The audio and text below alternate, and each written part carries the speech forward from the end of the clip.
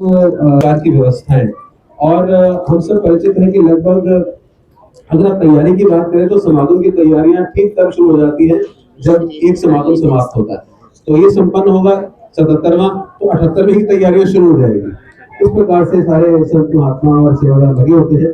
और अगर हम व्यवस्थित रूप से देखें तो लगभग 2-3 महीने पहले ये यहाँ पर ग्राउंड्स पर भी सेवाएं शुरू हो जाती हैं और इंटरनल प्लानिंग वगैरह तो सब जनवरी से ही शुरू हो जाती है।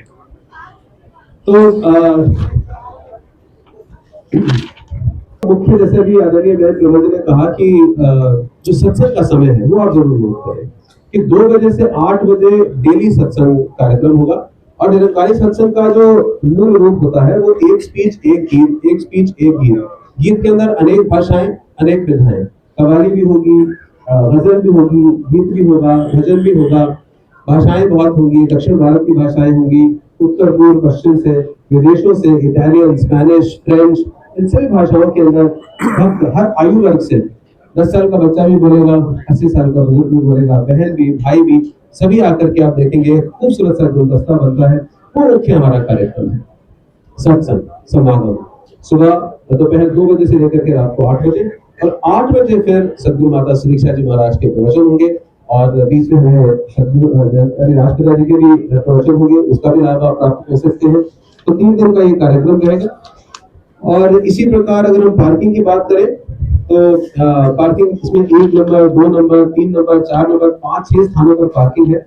और खूबसूरत बात यह है कि पार्किंग की व्यवस्था ऐसी की गई है कि किसी को असुविधा ना हो। जो दिल्ली से आ रहे हैं उनके लिए अलग ग्राउंड बनाए गए हैं, जो इधर पानीपत की साइड से, पंजाब से और हरियाणा के क्षेत्रों से आ रहे हैं, उत्तर भारत से, हिमाचल इत्यादि से आ रहे हैं, उनके लिए पार्किंग इसी स्थान पर बनाई गई है, लेफ्ट एंड राइट। तो पूरी व्यवस्था उस रूप में की गई है। और इसके साथ साथ जब हम मेडिकल सर्विसेज की बात करें तो यहाँ 5 एलोपैथिक डिस्पेंसरीज हैं, 5 होम्योपैथिक डिस्पेंसरीज हैं, 40 फर्स्ट एड सेंटर्स बनाए गए हैं अलग अलग ग्राउंड में, अलग अलग स्थानों पर। और एक हर साल की तरह विदेश से, खास करके नॉर्थ अमेरिका से कायरोप्रैक्टिक डॉक्टर्स की टीम आती है। वो भी इस बार आए हुए हैं कायरोप्रैक्टिक डॉक्टर्स, जो हमारे स्नायु यंत्र यानी कि बैक, रीढ़ की हड्डी का इलाज करते हैं। एक विशेष उनके पास टेक्निक होती है जो वो सीखते हैं एक डिग्री के माध्यम से।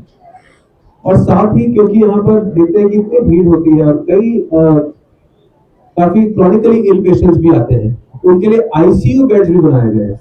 तो आप समझिए कि 100 बेड का एक अस्पताल छोटा सा यहाँ पर बन रहा है, छोटा सा अस्पताल जिसमें आईसीयू बेड्स भी 100 आईसीयू बेड बनाए गए। और कितने यहाँ पर ऐसे गरीब क्षेत्रों से, छोटे क्षेत्रों से जहाँ उनको ऐसी सुविधाएं उपलब्ध नहीं भी होती है। जहाँ आप जानते हैं कि सरकारी अस्पताल में जाते हैं तो 3-3 महीने की वेटिंग होती है, लेकिन यहाँ उनको वो सुविधाएं दी जाती है, तुरंत उनका इलाज होता है। और सारे के सारे जितने भी हमारी यहाँ सुविधाएं हैं all connected with respective government hospitals. कोई सीरियस पेशेंट है इमीडिएटली उसको वहाँ पर शिफ्ट किया जाता है और उनका पूरा इलाज यहाँ पर किया जाता है। आगे का ट्रीटमेंट इसी प्रकार से होता है। 10 एम्बुलेंसेज मंडल की तरफ से और 30 हरियाणा सरकार की ओर से। मैं चाहूंगा कि हरियाणा सरकार की तरफ से जो योगदान हमें मिल रहा है विभिन्न क्षेत्रों में, उसकी जोरदार तारीफ।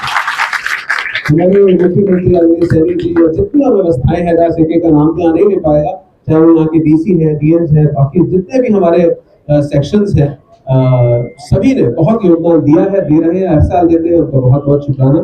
फायर कैंप्स हर जगह पर लगे हुए हैं। संख्या पूछी जाती है, लगभग 8 से 10 लाख के बीच में अनुयायी यहाँ पर आते हैं 3 दिन के अंदर। और विदेश से लगभग 2000 हमारे जो डिवोटीज हैं निरंकारी मिशन के, बहुत सारे मुल्कों में 60-70 मुल्कों के अंदर निरंकारी मिशन के अनुयायी हैं, वो सभी मिलकर के 2000 की संख्या में यहाँ पर आ रहे हैं।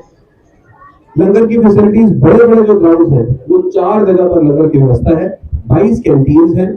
ट्रांसपोर्ट के लिए बसेस की, रेलवेज की ट्रांसपोर्ट, पार्किंग, ट्रेन पे डिस्काउंट की, ये सारी फैसिलिटीज है। एयरपोर्ट से अराइवल, डिपार्चर, सारी फैसिलिटीज है, बुकिंग की फैसिलिटीज है। और 77वां समागम है, ठीक है जी। स्पेशल नीड्स, दिव्यांग, जो दिव्यांग हमारे भाई बहन होते हैं उनके लिए विशेष व्यवस्था, व्हील चेयर की व्यवस्था, उनके रहने की व्यवस्था, उनके नमस्कार की व्यवस्था, ताकि उनको लाइनों में ना रखना पड़े। तो वहां पर सेवा के मेंबर होते हैं, उनको वहां तक ले जाते हैं और सतगुरु माता जी के दर्शन कराते हैं। बल्कि इस साल तो सतगुरु माता जी ने ये कहा कि मैं स्वयं जाकर के इनको आशीर्वाद वहां देकर के आऊंगी, ध्यान करते। तो इस प्रकार से बहुत खूबसूरत ये रूप बन रहा है।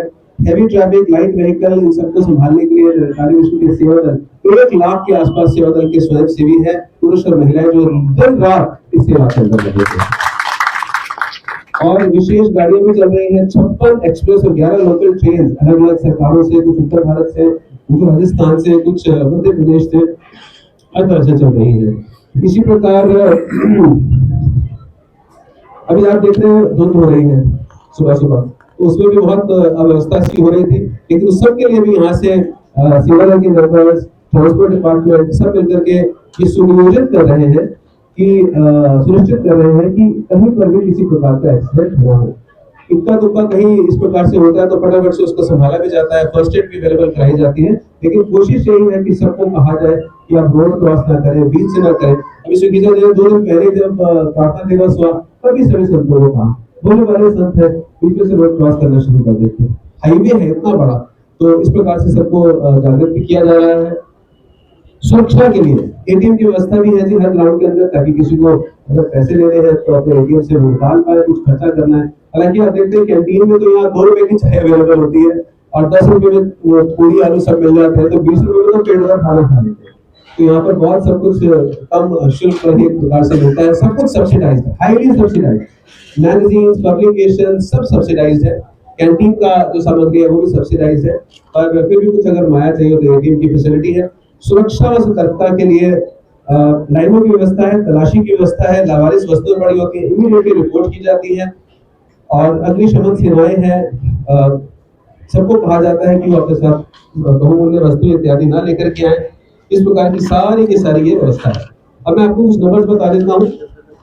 नंबर आपको बता दिया, टॉयलेट ब्लॉक्स 28 टॉयलेट ब्लॉक्स बनाए गए हैं, और सबके अंदर ये व्यवस्था है कि साबुन हो, हाथ धोने का हो, ताकि किसी को किसी प्रकार से बीमारी इत्यादि ना हो। और वो numbers for the last 3 years जब से ये टॉयलेट ब्लॉक्स नए नवीन रूप में बने हैं, 80% रिडक्शन इन स्टमक डिसऑर्डर्स हो चुकी है। बिल्कुल बीमारी बिल्कुल होती नहीं है उनको पेट की, क्योंकि स्वच्छता की तरफ बहुत ध्यान दिया जा रहा है।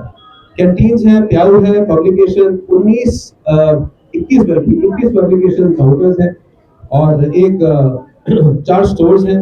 अकाउंट्स के लिए जो व्यवस्था होती है वो भी हर जगह है। ज्ञान कक्ष जो ब्रह्म ज्ञान प्राप्त करने के लिए आते हैं, विशाल रूप से एयर कंडीशन, एक तरीके से एयर कंट्रोल जैसे कहा जा सकता है, 4 ज्ञान कक्ष बनाए गए हैं। एलोपैथिक डिस्पेंसरीज हो गई, फर्स्ट एड, एम्बुलेंस, ये सारी सूचना आपको दे दी गई है। और आपको जो प्रेस रिलीज दी जाएगी, प्रेस विज्ञप्ति होगी, इसमें भी सारी सूचना है। तो आप सभी से फिर भी निवेदन है कि कुछ और आप देखना चाहें, पूछना चाहें